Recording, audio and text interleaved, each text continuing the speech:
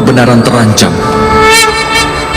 kapanpun yang jahat menampakkan kejahatannya, maka demi menyelamatkan kebenaran itu sendiri, untuk menghancurkan yang jahat dan menegakkan kembali kebenaran, aku akan terlahir kembali. Ini telah terjadi di setiap zaman dan akan terus terjadi di masa depan. Akulah yang maha kuasa. Akulah perwujudan Matsya dan juga perwujudan Wamana. Akulah Parasurama dan akulah Dewa Rama.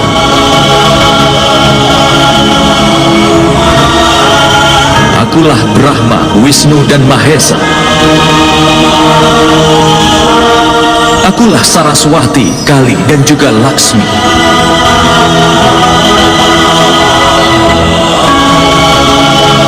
Aku bukanlah pria, bukan pula wanita, bukan pula seorang waria. Aku bukanlah tubuh, bukan pula anggotanya. Akulah pengetahuan, ciptaan, alasan, dan keabadian. Akulah segalanya. Dan aku pun bukan apa-apa.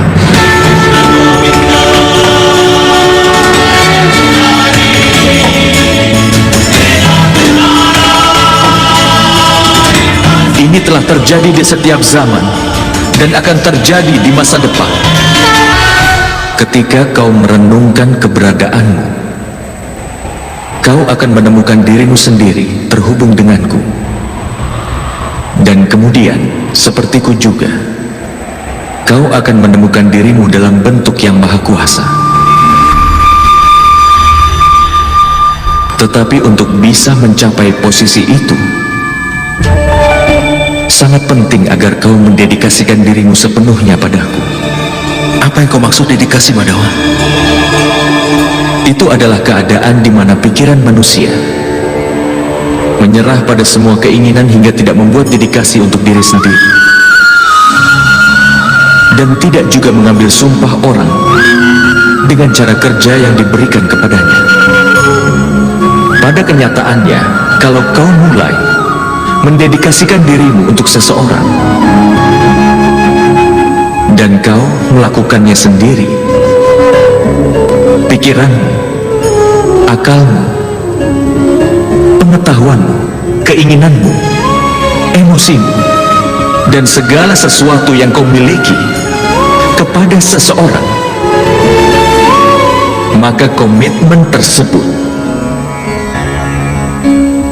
disebut sebagai sebuah pengabdian.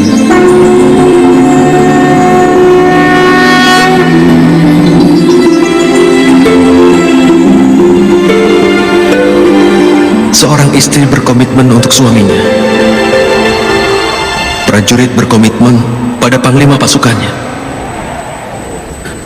Sementara murid berbakti pada gurunya. Semua bentuk pengabdian itu apakah sama? Bukankah semua itu untuk mencapai yang maha kuasa? Tidak, Partha.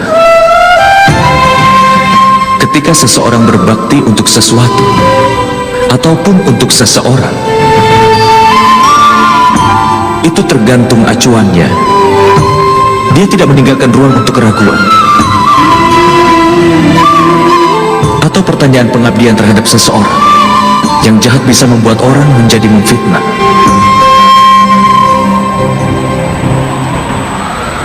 Raja Anggakarna meskipun tahu apa yang benar, tapi dia berkata salah kepada Pancali di permainan dadu. Wanita yang menjalin hubungan dengan 5 pria itu sama saja dengan wanita penghibur. Dan alasan untuk itu adalah pengabdian Raja Angga terhadap saudara Duryudana. Hukumannya adalah dengan mendapatkan perang ini. Apakah begitu menurutmu? Itu semua adalah karena kesetiaannya kepada orang yang jahat. Karena itulah perlu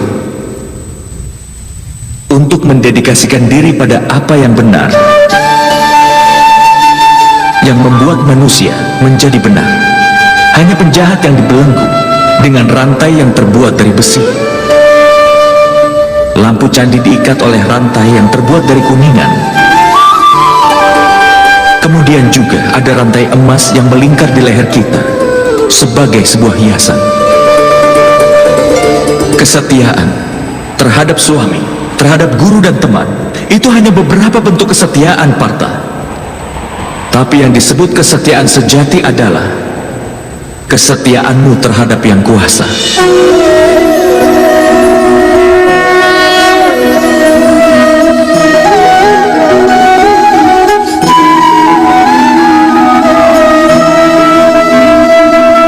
Tapi apa pengabdian terhadap yang kuasa harus dilakukan dengan Sangya Yoga atau Karma Yoga?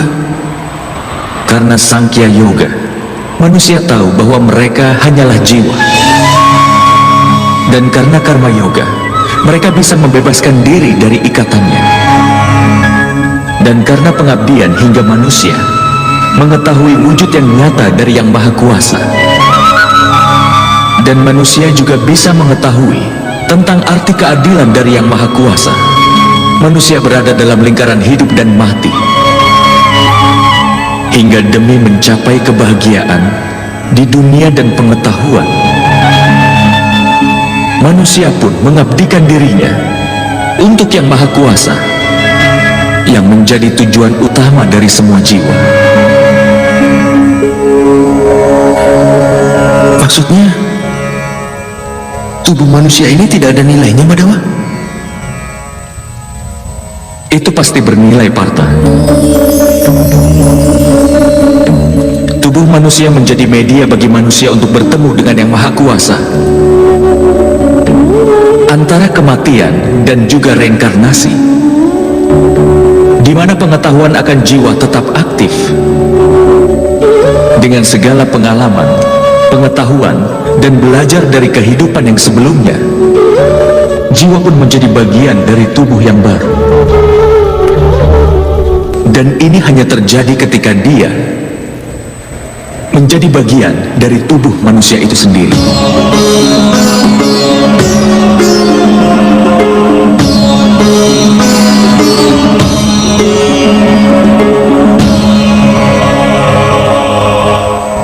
Tapi Madawa, dengan membunuh orang-orang yang hadir di sini, apakah kita tidak menghancurkan kesempatan untuk menyelamatkan mereka?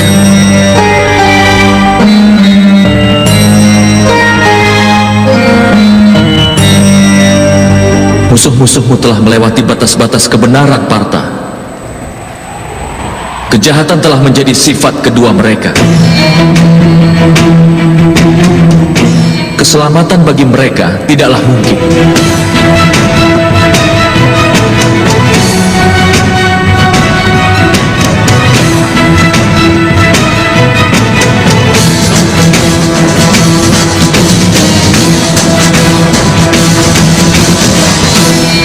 Orang pendosa dapat diberikan kesempatan untuk memperbaiki diri hanya sampai batas tertentu. Aku pernah menghukum Sisupala, tapi itu memang perlu untuk menghukumnya. Jika kita membiarkan orang berdosa untuk terus melakukan dosa, maka dia akan semakin banyak menurunkan lebih banyak lagi kejahatan dan dosa-dosanya.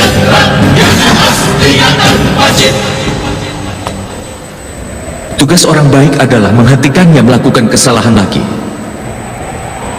Jiwa-jiwa ini tidak akan mencapai akhir, tapi tubuh mereka akan rusak oleh ketidakbenaran dan menjadi bagian dari tubuh manusia baru. Tetapi ada lebih banyak kesempatan lagi dalam tubuh baru mereka. Jika kau melakukan perang ini dengan pola pikir bahwa itu memang pantas, tubuh manusia bagi manusia adalah kekayaannya sebagai harga diri mereka. Mereka yang menempuh jalan kebenaran akan memurnikan tubuh mereka, dan melalui jalan itu mereka akan bertemu dengan jiwanya. Ini adalah hubungan antara Setra dan Setragna. Aku tidak bisa mengerti tentang hal itu, Madawa. Ketika ada yang tahu bahwa tubuh kita adalah seperti bagian dari tanah ini, artinya hanya tempat yang seperti Setra, dan orang yang mengerti tentang tanah tersebutlah yang ada di sana. Karena itulah maka dia menjadi seorang Setragna. Kemudian lewat tubuhnya bisa mengukur kemajuannya. Jiwa dalam tubuhnya akan menyeimbangkan 3 kebajikan itu. Dengan pengabdian untuk yang kuasa, dia bersatu dengan yang maha kuasa.